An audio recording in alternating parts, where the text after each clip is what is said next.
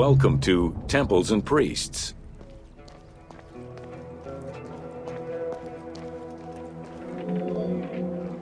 From its foundation, the city of Memphis favored worship of the god Ptah. The main temple of Ptah was known as Hutkaptah, meaning Palace of the Ka of Ptah. The name of the temple, translated into Greek as Aegyptos, would eventually evolve into the modern name Egypt.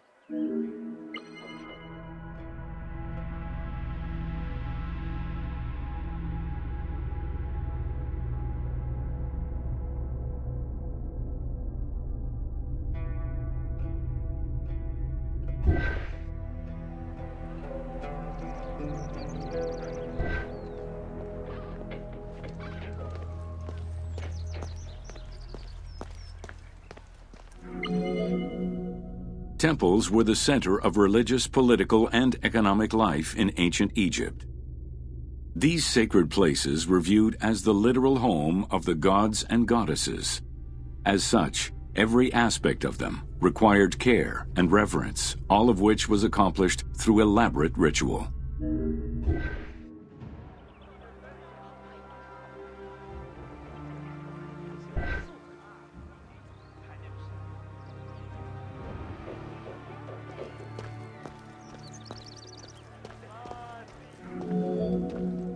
Located in the center of Memphis, the Temple of Ptah was the most prominent and imposing building in the city. The long walkway leading toward the temple, known as the Dromos, was guarded by rows of sphinxes. The entire sacred area was designed to keep the statue of the god protected, deep within the sacred enclosures that surrounded it.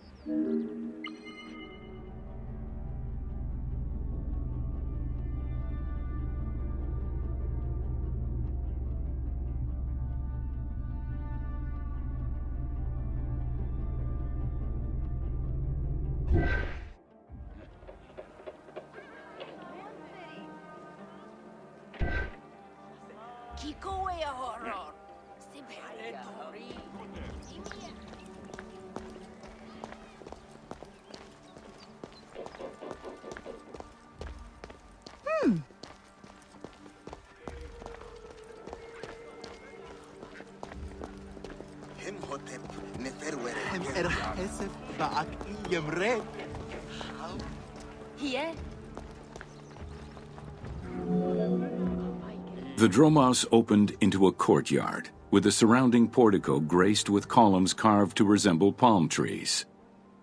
During special festivals, the general population was allowed to enter this location, but under no circumstances would they be allowed into the sacred spaces beyond the courtyard.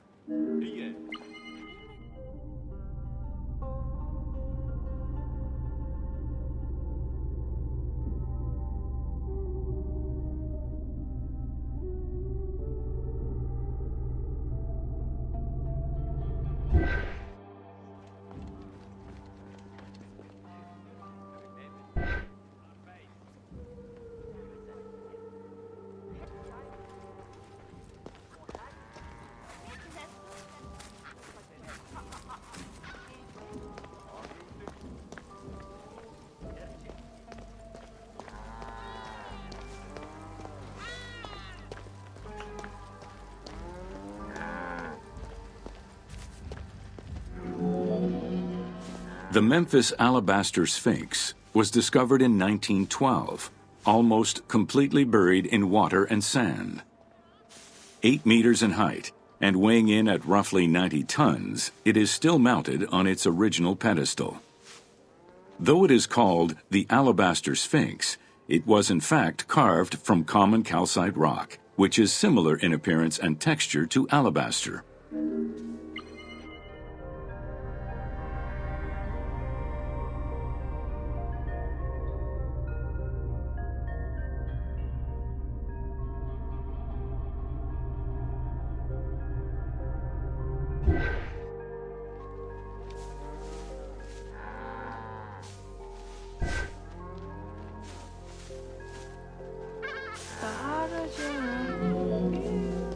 Erosion has destroyed the original engravings, making it difficult to determine when it was created.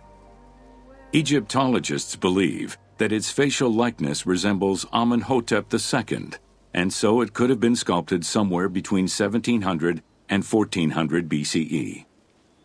It is believed that this monument once stood outside of the Temple of Ptah and was integrated into subsequent extensions to the complex.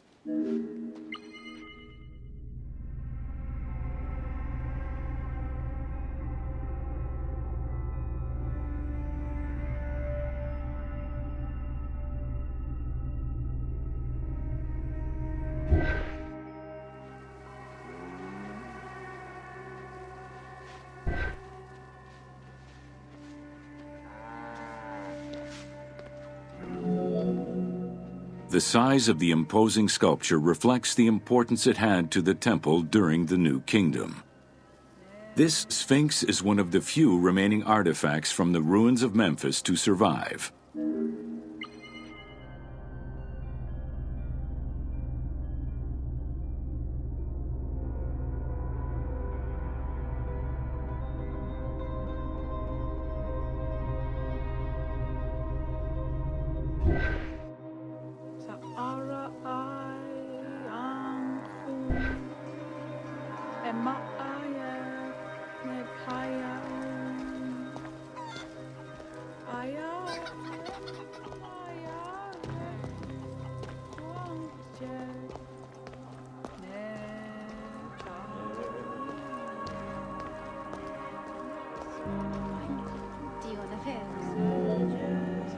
In Egyptian culture, some animals were associated with gods, while others were considered to be living gods. The Apis bull was believed to be a divine entity. The earliest mention of the Apis bull in ancient Egypt goes back as far as the first Egyptian dynasty.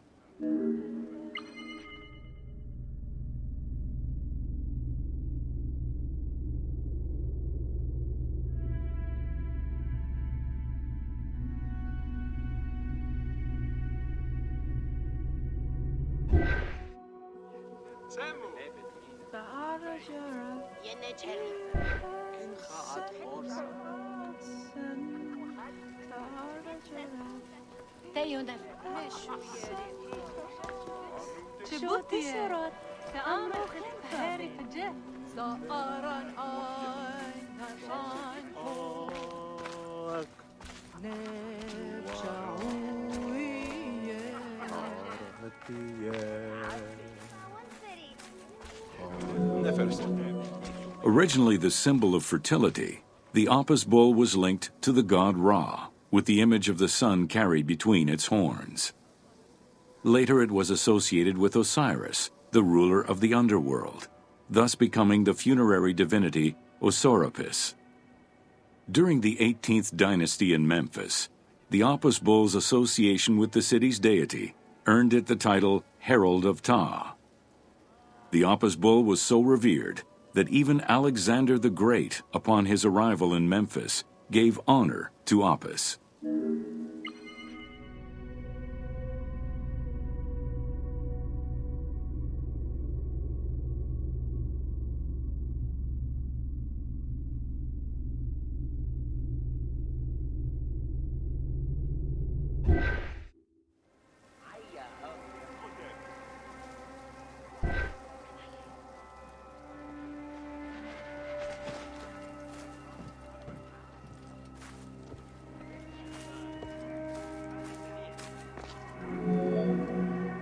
The Apis bull lived with its harem in a sacred barn located in an enclosure in the Temple of Ptah.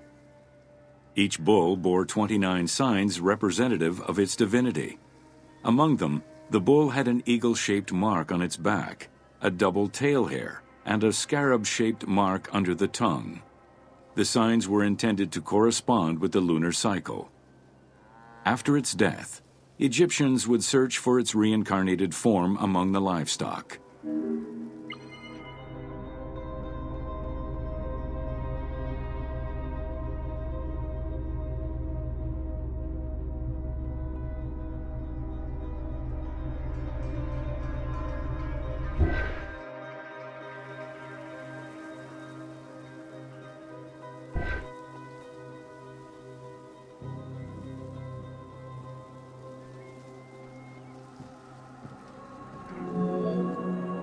Like other living divinities, the mortal incarnation of the Apis bull was prayed to, and when it died, it was given a luxurious funeral, which included mummification.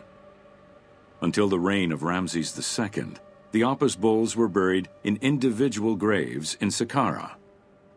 During the 26th dynasty, the bodies of the bulls were buried in enormous stone vats in the underground corridors of the Serapeum of Memphis.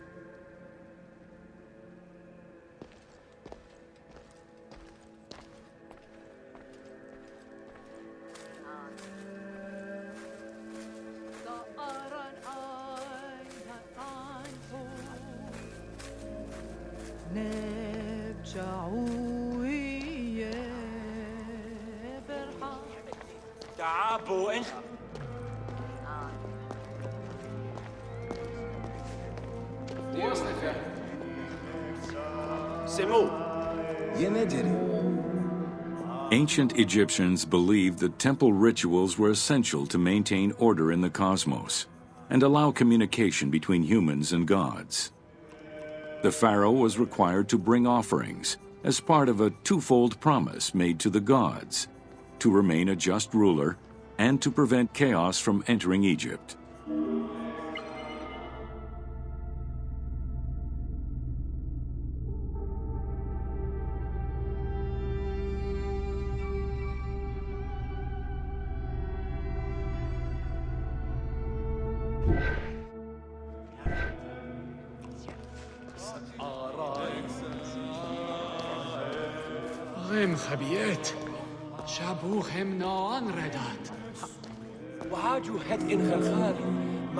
Details of the ceremonies found on temple walls provide a thorough overview of the stages of the daily ritual. Performed 3 times a day to mirror human mealtimes, each step of the highly symbolic ceremony was accompanied by specific recitations, many of which referred to mythical events.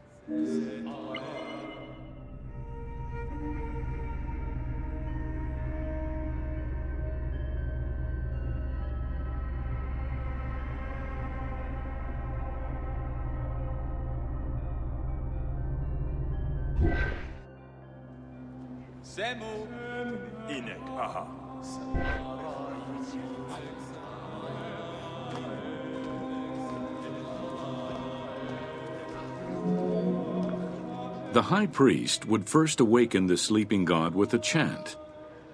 Then the seals of the shrine's doors were broken and the bolts drawn back. The act of swinging open the doors was a symbolic gesture where sight was granted to the deity. The priest would then bow and kiss the ground.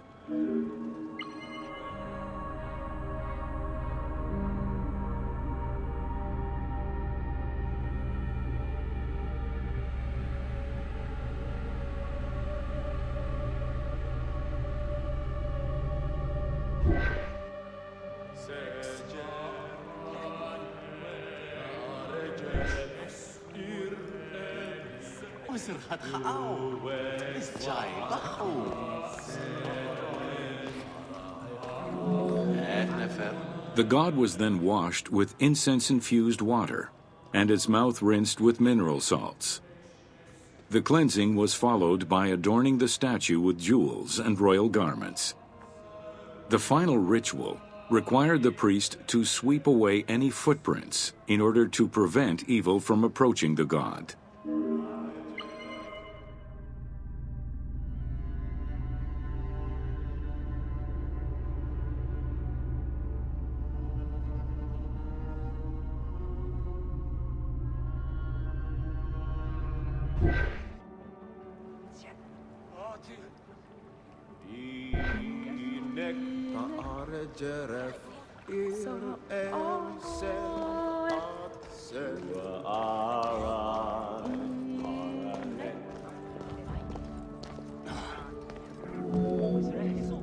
Heredity was the primary source of new recruits.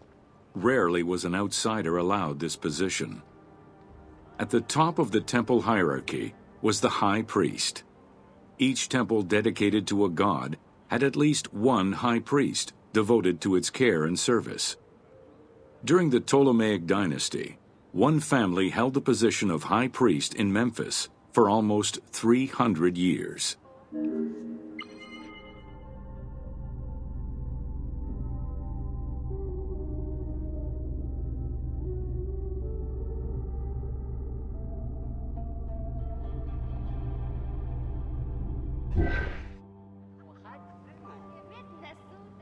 Meherneb imenet, petsiuniu, ta'atie. Alchem gentiet is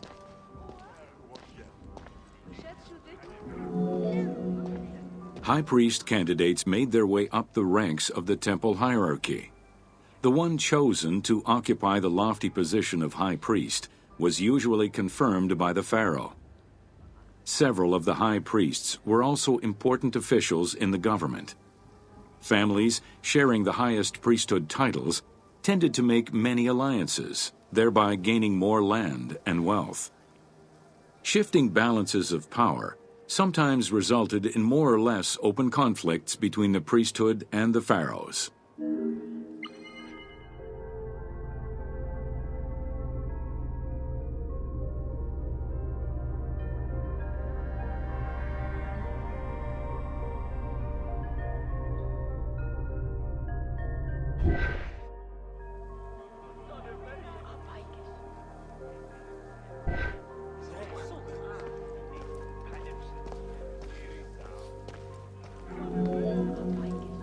In the 21st dynasty, Thebes became the capital of an almost entirely theocratic government. The city was headed by king priests who spoke and governed in the name of the god Amun, in open opposition to the ruling pharaohs. These king priests caused a massive decentralization of power, known as the Third Intermediate Period.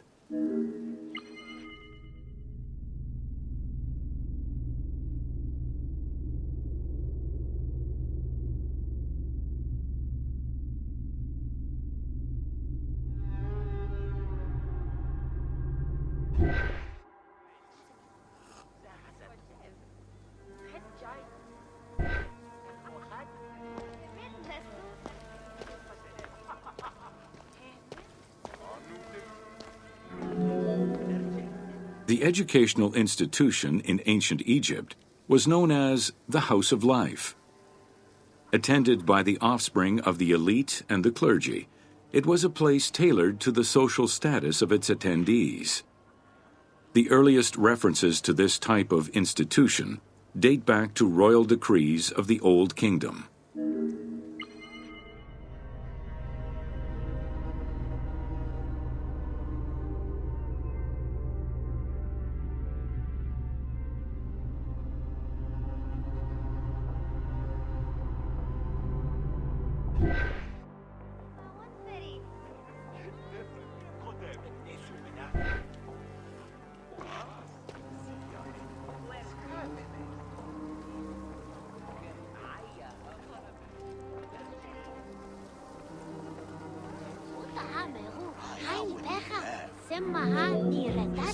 Only two known centers have been uncovered, one in the abandoned city of Akhetaten and one at the temple of Ramses II on the west bank of Thebes. Inscriptions uncovered in those locations mention the names and titles of people who were connected with the House of Life, such as a chief physician and many scribes. It is presumed that by the late kingdom, every temple had a House of Life.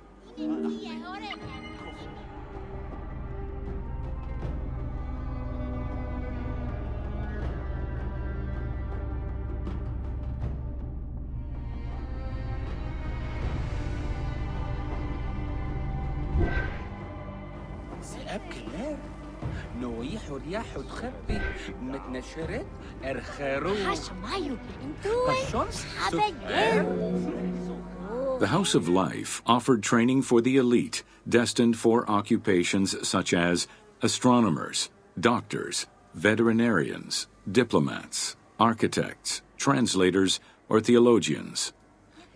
Some institutions focused on specific disciplines, making them a central hub for the country.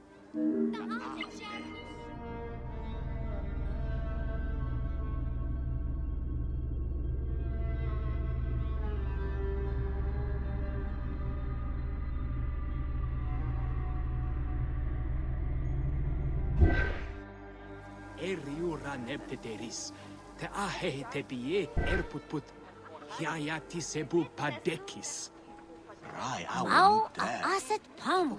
Ahunhat Korea Karu. Toto es. Not limited to instruction for young students, the House of Life was a source of reference for many scholars, with rooms dedicated to papyri of many disciplines. Because papyri were preserved there, the Greco-Romans referred to the House of Life as a library.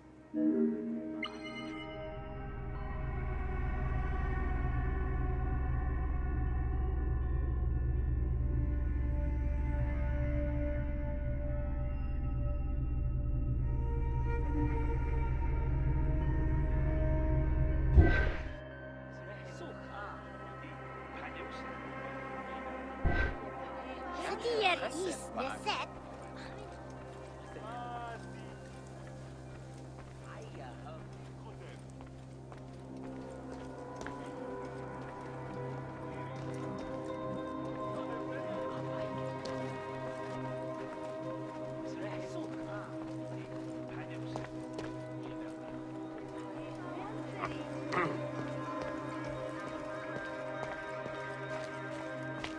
Saapaiges, petusiri yemye, herefuf, hotepet in herhau.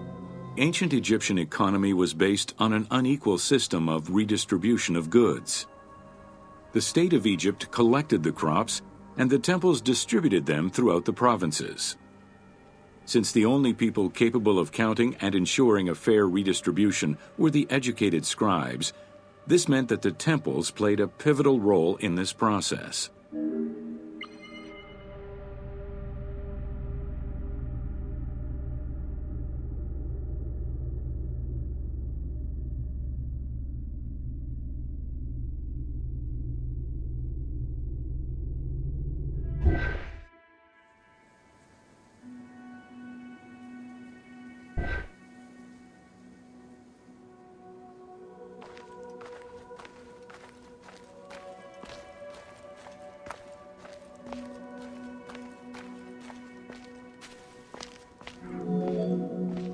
There are records of pharaohs making offerings of large tracts of land and animals to temples in order to maintain their favor. Ramses III offered generous gifts to the temple of Amun in Karnak in such a manner.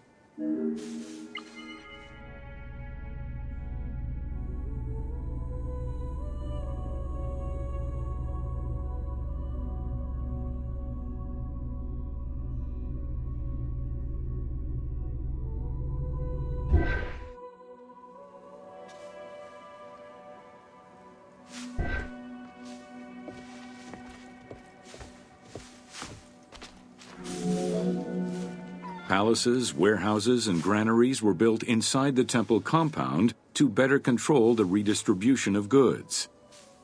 The size of the recorded numbers of goods, combined with every other function filled by temples, only serves to confirm their might as economic, religious, and political centers of power within Egypt.